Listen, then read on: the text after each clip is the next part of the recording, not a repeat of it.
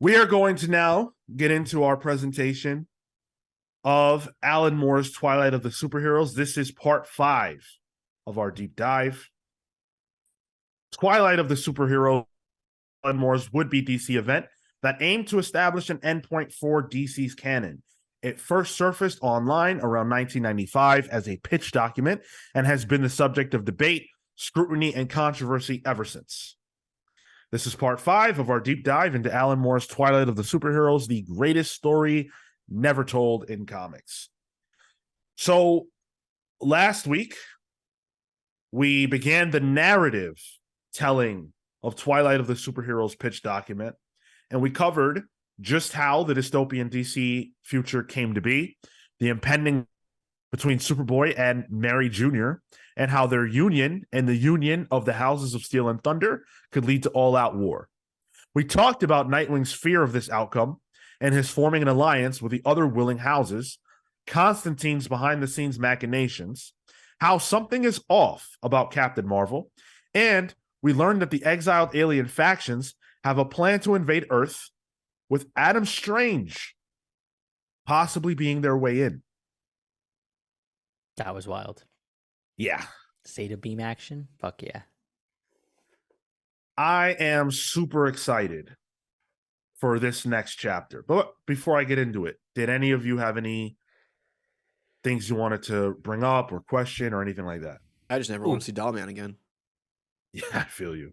So to actually genuinely piggyback off that, I just listened to part 4 before we started the show, and Tyler, I think it was Tyler, brought up something to the effect of how deep Alan Moore had to go to find some of these characters, people like Congo Bill and Congorilla and Dollman, in the 1980s and before 1980 and Crisis, before they told a bunch of everything.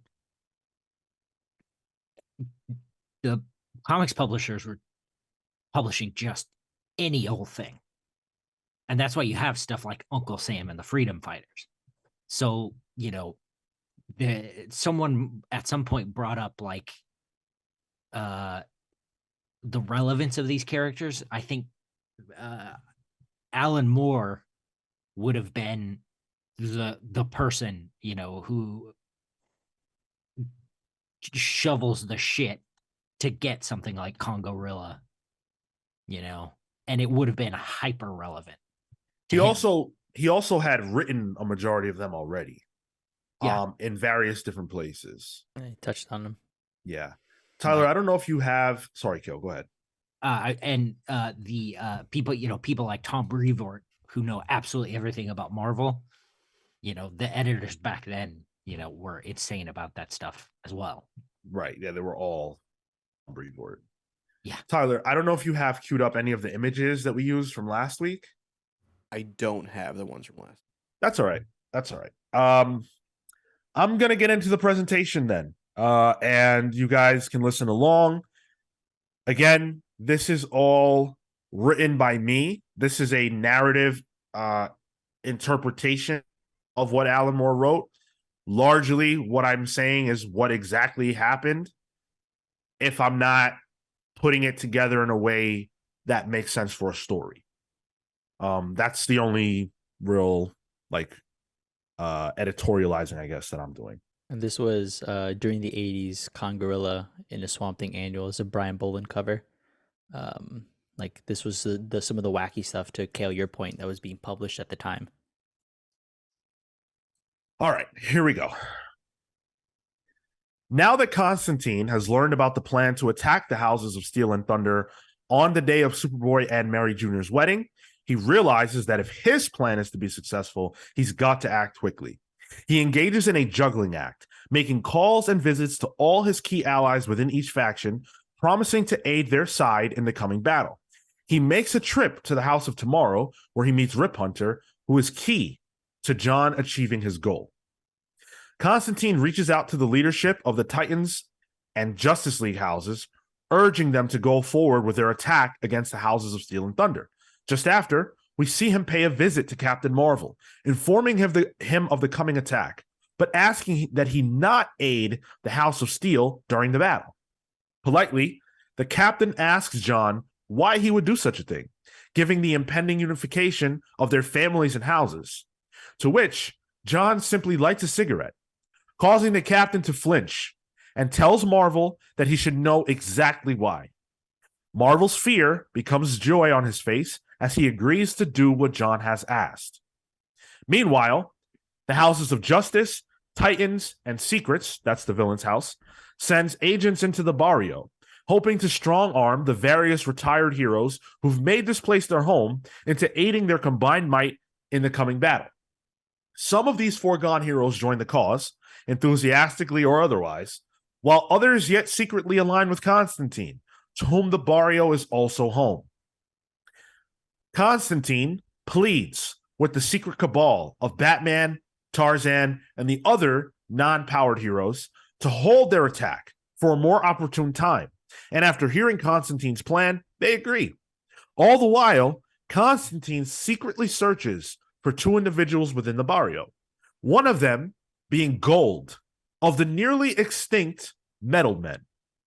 John has gone to great lengths to find him, and now that he has, he tricks him into coming out of hiding, and then he melts him down, cruelly killing him. The other, an old man who Constantine is able to finally locate. What are his plans with this old man and the melted down Gold? The wedding day has now come.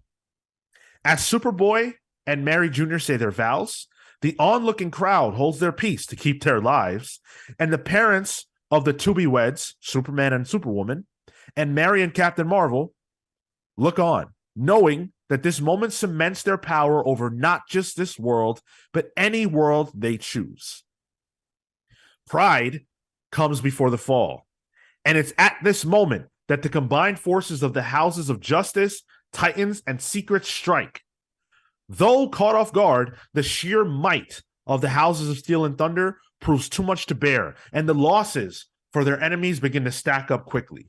Superwoman ruthlessly kills her former protege Wonder Woman, who used to go by Wonder Girl, as the majority of the Titans, Justice League, and villains die in the battle. Go down easily, though, and manage to take a few down with them, including Superwoman herself, who dies at the hands of Captain Atom, and her son, Superboy, who also falls in this war to end all wars. Captain Marvel Jr. and Mary Marvel use the chaos as an opportunity to escape into space, where they might be able to live their life peacefully together, and are joined by Supergirl, who never wanted any of this. That leaves but two, Superman and Captain Marvel. Superman has been badly beaten, but remains ready for whatever may come, while Captain Marvel is unscathed, having not lifted a finger to prevent or cause any of the violence that lay at their feet. They stand united, waiting for the next stage of this attack, should there be one. Now the air crackles, and the sky is filled with a golden light. Before either hero can look up, the alien horde has arrived on Earth via Zeta Beam. This alliance of lanterns, Hawkmen, Martians, and more makes quick work of what's left of the Houses of Justice, Titans, and Secrets, turning their attention now to Superman and Captain Marvel. Even in his weakened state, confident that he and the Captain, who has always been his physical equal, can shut down this invasion and send these invaders' bodies home with a warning. Earth has its rulers. Except that isn't Captain Marvel at all. Horror fills the eyes of Superman as he looks at who he believes to be the captain and watches as the visage falls to reveal Martian Manhunter, Whoa. no longer in disguise. But how? Whoa. How could Martian Manhunter, at his best, kill and replace Captain Marvel? He didn't. He killed Billy Batson. Yep. See, Billy had a problem. He didn't want to be Captain Marvel all the time. He wanted to meet people and live in the world as Billy. Except that while his mind aged and matured, his body did not. He couldn't find a sexual partner in the body of Billy, but he certainly couldn't go trolling the barrio for pleasure as Captain Marvel. So he wore clothes and carried himself to appear as old as possible, leading people to think of him as a little person. His body wasn't mature enough for traditional sex, so he developed a desire for S&M, being tied up, gagged, the whole nine. One night at the barrio, he met a 6'6" gorgeous blonde woman who promised him the night of his life. And while he lay in bed, tied and gagged, he watched in disbelief and terror as she changed, becoming the Martian. The gift, he believed a curse, would have been his only way to survive this. But gagged men can't speak, can't say magic words, can't say Shazam. So died Billy Batson, and the plan of the aliens was set into motion. Enraged by the betrayal, Superman kills John Johns with his heat vision. But now the invaders are on him, and Superman fights them with the power and fury of 10,000 suns. It's a battle for the ages as Superman single-handedly fights this army, but the Green Lantern's might is too much for just one Superman to bear.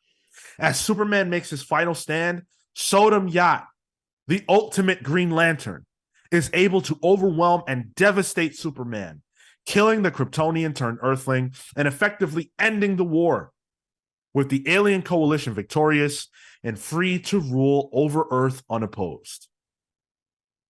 If not for Batman. What? And that is all. No. Until next time. Oh. This story is so Alan Moore, it hurts. Yeah. I was on fire for this until Billy Batson goes to the S&M shop and he disguises himself as a little person. I was like, oh yeah, fuck yeah, let's go. Oh no. Yeah, Oh, yeah, no. same. I was like, typical Alan Moore to try to think, all right, how do I depower Shazam? Well, I got to make him not be able to say Shazam. How can I do that? Ball gag? Like, Gag. Yeah. Jeez. So hold on. The old bro, man. Just have a wank and then write the script. Come on. He probably did. That's why he's fresh off Yeah, I it. guess so, yeah. Hmm. It's Dance is not Alan Moore without a sex crime. Ay, ay, ay. This is interesting. It has spun out much differently than I thought it was going to play out. I like the Yeah. interplay. I like the conniving from Constantine. That is him, going around, seeing these people, having these conversations, making allies, backstabbing, like all that fits. And Sean, this was supposed to be the new status quo for the DC universe, right? No, this is an end point for DC. This is the last DC Gotcha. story. But it would have been the main universe. But this is the end goal of it. It is Yeah. in continuity, yes. Yeah. It is the main Yeah. Earth I of wonder- DC, yes. Wonder why DC said no to this. Well, everyone keeps saying that, but I don't know why you guys are so sure that they did. We Well, haven't talked alright. about that yet. That's true. That's true. But then, like the cycle of comics, like how do you come back from this? But they don't. Yeah, It's the that's- end point. Yeah, that was the Yeah. point. But like you've not. It seems like with all of this, like this battle and everything being done, you do not have your next wave of heroes. Well, guys, It's this just would be the it's end just point. lanterns. Yeah. This is the book of Revelations, you know. But what do you? I mean, but like, what do you publish after this? Anything. So, again, because this is an eventual end, not Right. a continuity right now end, it doesn't even matter. But beyond that, everyone has to keep in mind that this is not the script. So, Sure. in an earlier episode, we talked about how Alan Moore wanted to introduce new characters and then wanted them, but he wanted them to appear as not new. So, like, yeah, they're new to the reader, but in Twilight of the Superheroes in this future, they've already been heroes. They've been a part of all this, and we're just learning about them now. And then writers that were contemporary at that time could then take those characters that were old in Twilight and introduce them in mainline continuity as new, fresh faced, but we would know how things end for them. DC's been doing the same thing for Kingdom Come for Right. years. Yeah. Sure. And Sodom Yacht is an Alan Moore creation, right? Yes, Yeah. Sodom Yacht So, debuted in a Lantern annual, Yeah. Yep. and So I like how that's that's why. like him keeping his boys, he's feeding his guys there. And it's actually a resolution of a question that was asked in that very annual, where the implication is that Sodom Yacht is supposed to be the savior of the universe, but the prophecy says that he ends up failing. And a lot of people weren't sure what would end up happening. And this moment is suggesting that he accomplishes that goal. Oh, it's interesting that's brought up in the Sodom Yacht story, because that's kind of the inverse of the storytelling here. Instead of showing us the endpoint, I guess it is showing us an endpoint. Yeah. And how do we get there? That's like Right. it's like a proto Twilight of the Superheroes, that one story in a way. In a sense, yes. Interesting. So this is the end of Sodom Yacht. However things go next week or next time, because we're not doing this next week. However things go next time, we will know whether Sodom Yacht succeeds or fails at what he's supposed to be doing. Man, why did Gold get jobbed out like that though? Knowing Alan We will Moore, find out. he's gonna get melted down into a cock ring or something. I was fascinated by the Martian Manhunter flip. Yeah. Yeah, that was good. Unfortunately, in the pitch document, it's not presented in a way that's like, oh my God, like it's kind of more matter of fact. But it's so crazy that he went that way and used the Martian like that. You almost forget about that character. Because it's like, well, he's an alien, he's obviously exiled. So what? Perfect usage of that character, I thought. Did anybody catch when I said the cigarette lighting and how Captain Marvel flinched? Oh, Yeah, I caught it and I went, What does know that what mean? that is? Yeah, exactly. Oh yeah, he doesn't like fire. Okay. Right. That makes so much sense. Okay. Mhm. Damn, that's good. Yeah. And I guess the Martian Manhunter would still have a super strength in flight Right. too, so you'd be able to. He's always been equal to Superman. Oh yeah. Physically and that. Physically, Yeah. Yeah. Does he have Yeah. laser eyes too? He has. Yeah. At But the Shazam end, doesn't, so he wouldn't have that power. Okay, he'd be able to masquerade as Shazam pretty easily. especially if all he's doing is like posturing. Yeah, Yeah. exactly. Right. There's no battles. No one's fighting until the wedding day fight. So he didn't even need to physically exert himself. He just needs to be Captain Marvel. Yeah. But in earlier episodes, we talked about how Captain Marvel was acting differently. All of a sudden, he was nice. He cared to spend time with his family. That's which was- right. Yeah. Right. It's because it wasn't Captain Marvel. He was replaced. Oh. It never was. Did they say Yeah. how he kills Billy Batson, or he just kills him? He just kills him? I mean, it's a child that's gagged. You kill him any way you kill him. Slowly. You said that very 3. matter of factly, Sean. I mean, I don't want to get into the nitty gritty of how he kills a kid. How else Just would you take kill him a in. gagged child? I've never done it. The gold has to be something with like Dr. Fate. I was even thinking old man, like Phantom Stranger, like his gold medallion. Spectre, I was thinking. Ooh, that's cool. Yeah, that's a cool guess. Harris guessed Dr. Fate in the Twitch chat.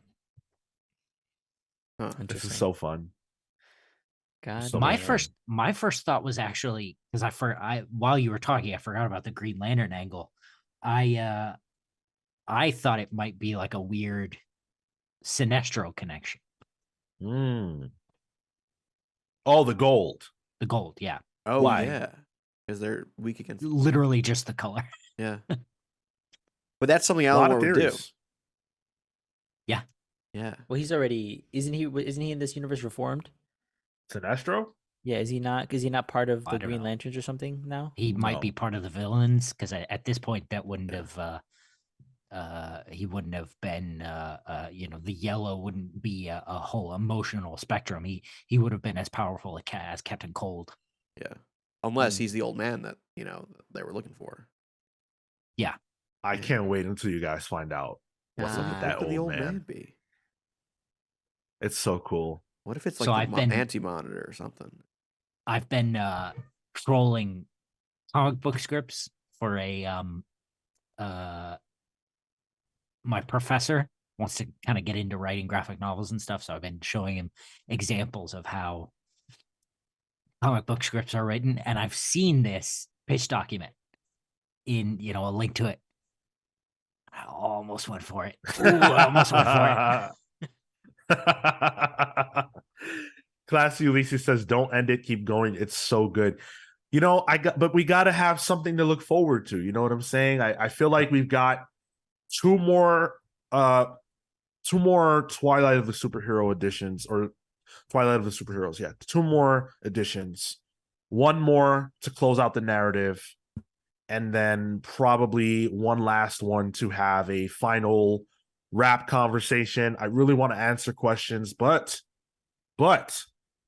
I also want to do what I've been teasing the entire time, which is get into the reality of this, because there is a whole other side to this story that we haven't yet discussed, including some internet forum conversations between people who initially saw this pitch document and what they thought about this in the mid-90s. I'm always fascinated about stuff like that. Yo, those internet forums in the mid-90s, people were very candid on those because they didn't realize, this would still be available in 2023. Right. Yeah. Yeah. So So we've was got essentially just, just letters between friends. We've got more to go. We've got a lot more to go. I hope you guys are enjoying it still. This is so much fun to do, and I enjoy, writing these a lot. It's so much fun for me and keeping you guys on the edge of your seats and stuff. I'm getting to flex my creative muscles a little bit. So this has been a blast. It's been an absolute blast. Sean, the value has been there. These Patreon listeners are paying for the whole seat, and they're only on the edge. I like it. Keep submitting your questions and comments. I would love to be able to have a breadth of them to address when we reach our conclusion of this. Let us know what you thought about this part of the presentation, if you're still in on it. And if you have ideas for what we should talk about next, like a new presentation, once Twilight of the Superheroes is over. I don't know what it will be. I don't know when it'll be. I would love to get a deep dive into Ike Perlmutter's Inhumans versus X-Men stuff, but Ooh. the scuttlebutt there is. That's one of Topical. those where I think some amount of that play out while we've been doing this show? I don't remember. Think so. It had to Yeah. have been Think because so, yeah. you guys started the show maybe a month or 2 months after I started Longbox, and I know I was Mhm. reviewing Inhumans by Soul at that point. So Yeah. We've touched on some of that. I don't know all the details, so it might be worth looking at. As we've discussed this and people have suggested things, it's like, wow, there's actually a lot of stuff that I don't know and probably a lot of people don't know about. So you want to be the dark side of the ring for comic books? in a certain light, yeah. I don't In mind a that. certain light. Yeah. It's just that I want to make sure that whatever we do next will be as interesting as this.